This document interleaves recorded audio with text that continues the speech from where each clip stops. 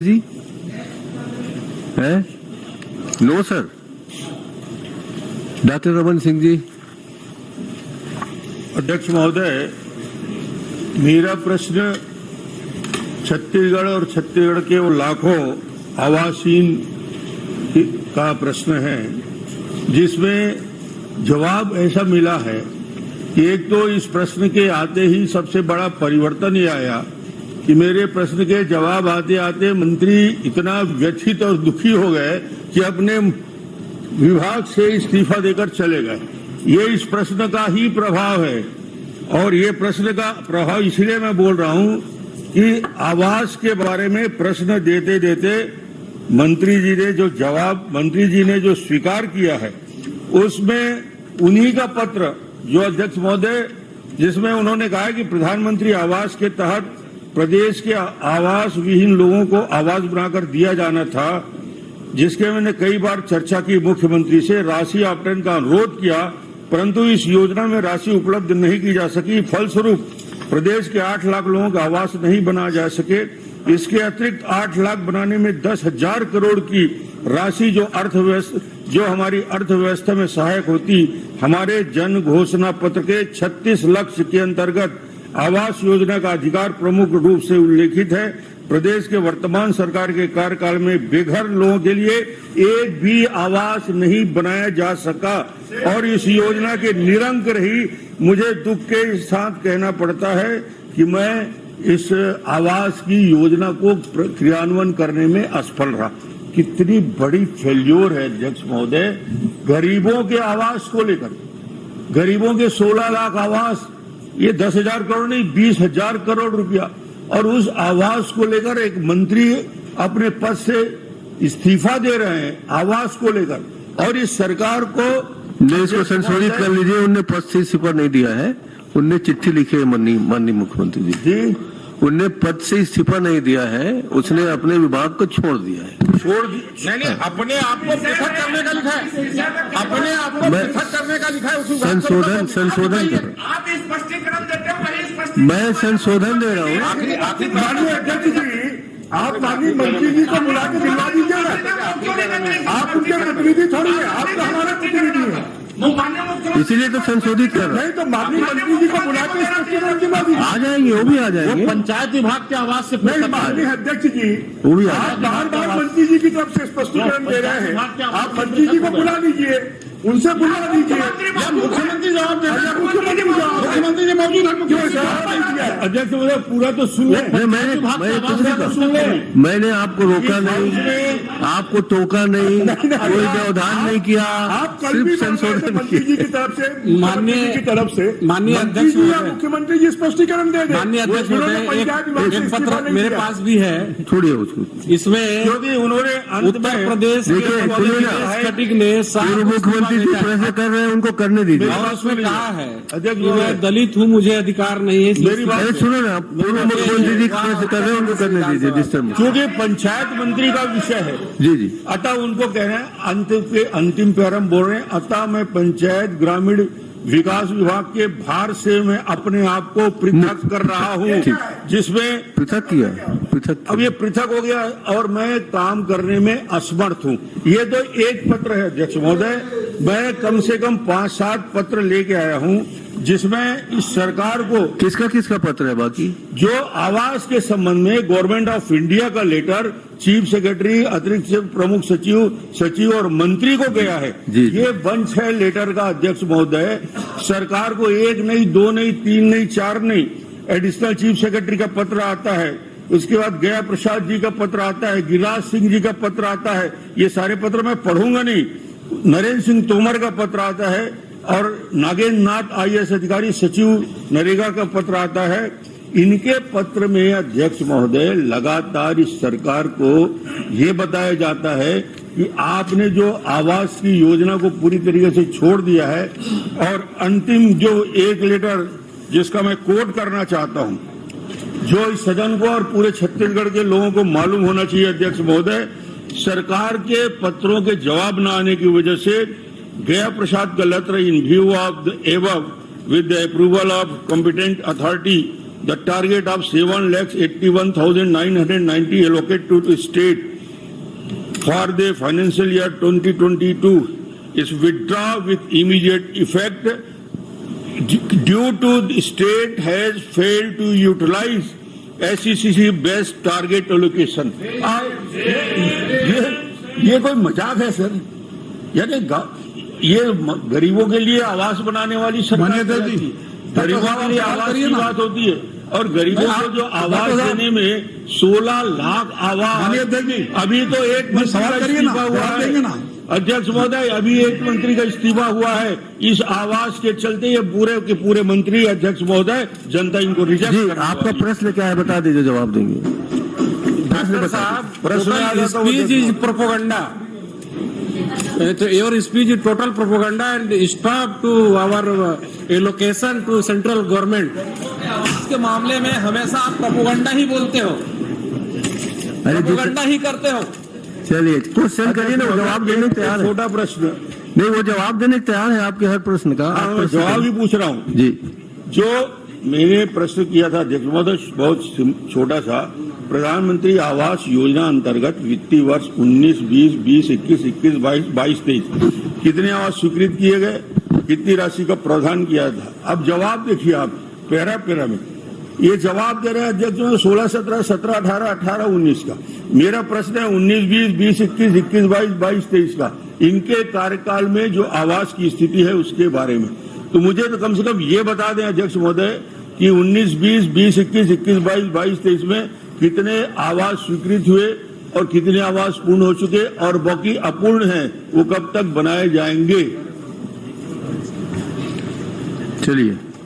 माननीय अध्यक्ष महोदय, आपने शायद उत्तर को पूरा देखा नहीं है डॉक्टर साहब। इसमें 16-17, 17-18, 18-19, उसके बाद 19-20, 20-21, 21-22, 22-23 पूरे का विवरण दिया गया है। जहां तक 16-17, 17-18, 18-19 ये आपके कार्यकाल का है और इसमें जो पूर्ण आवास की संख्या है 7,53,080, आपके समय का 35,000 आवास अभी भी कंप्लीट नहीं हो पाया है, जिसका ये कारण है कि कुछ में जमीन नहीं है, कुछ में किस्त निकाल ली है, कुछ इधर उधर चले गए हैं, तो वो अभी तक पूरा हो नहीं पाया। अब बात आती है 2019-20 के बारे में। तो 2019-20 में स्वीकृत आवास है 1,51,072, राशि प्रावधान 1723 और आवास निर्माण 72,103, अपूर्ण आवास 78,969। 19-20 के बारे में बात यह है कि 762 करोड़ रुपए का ऋण के लिए आवेदन लगाया गया था और मंत्रिमंडल की सहमति से इसकी मैं विस्तृत जानकारी आपको दे देता हूं। 1/2/2022 को मंत्रिपरिषद के आदेश से 19-20 के आवास निर्माण के लिए राज्यांश राशि 762.81 करोड़ ऋण के माध्यम से प्राप्त किए जाने हेतु ऋतु की अभिव्यक्ति पश्चात तुलनात्मक ब्याज दर पर ऋण लिए जाने हेतु अनुमति प्रधानमंत्री परिषद ने कर दी। नहीं दीजिए ना, दीजिए, देने दीजिए। आप सुन तो लीजिए, सुन लीजिए। चलिए आप जवाब देने दीजिए जी। अब माननीय अध्यक्ष महोदय, रुचि की अभिव्यक्ति के बाद पंजाब नेशनल बैंक की तरफ से रुचि दिखाई गई। बाद में रिजर्व बैंक ऑफ इंडिया की तरफ से ये आ गया कि वायबिलिटी के ऊपर यदि जो भी आपकी जो कंपनी है उसको ही मैं पढ़ के सुना देता हूं।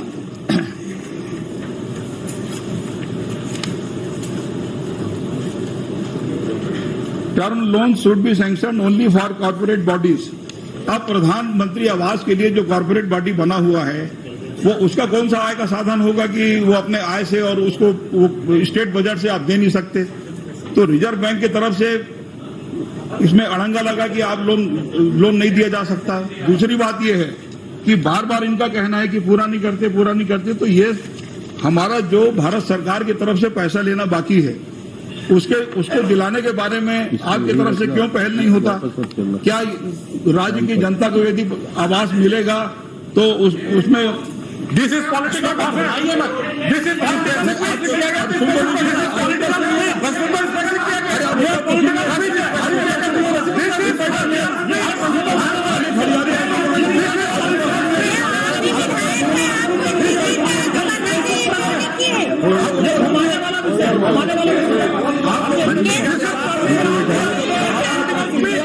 आपने प्रश्न किया तो नहीं ताकत रखो।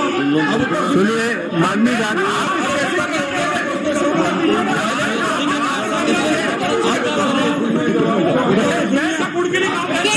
अच्छा बैठ जाइए, आप लोग बैठिए, बैठिए बैठिए। चंद्राकर जी, चंद्राकर जी, चंद्राकर जी, आप हमारा पैसा दिलाओ। भारत हरियाली आंसू की जरूरत नहीं। आप उत्तर सुनिए, उत्तर माननीय अध्यक्ष, उत्तर सुनिए, उत्तर चंद्राकर जी आप सुनिए, सुनिए। चंद्राकर जी आप सुनिए। बोलने से क्या होगा?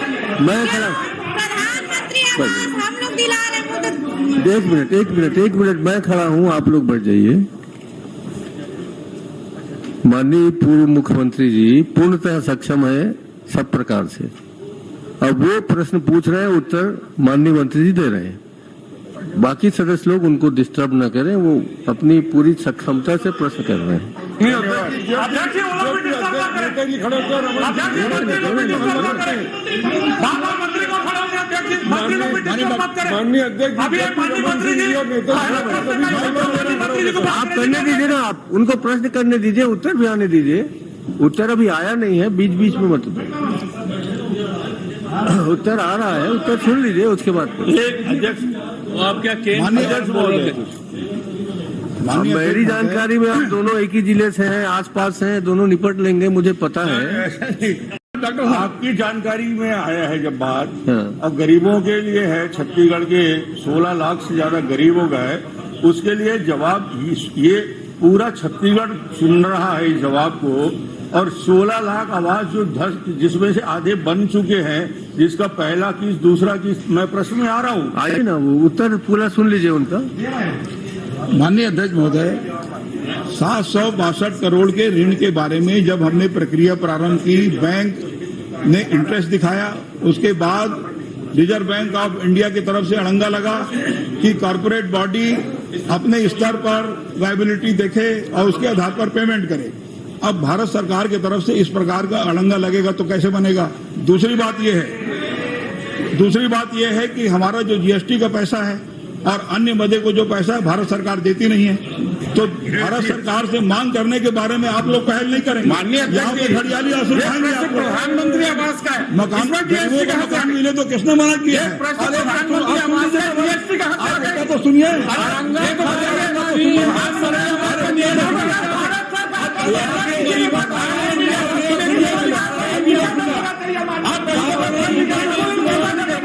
बाधित करना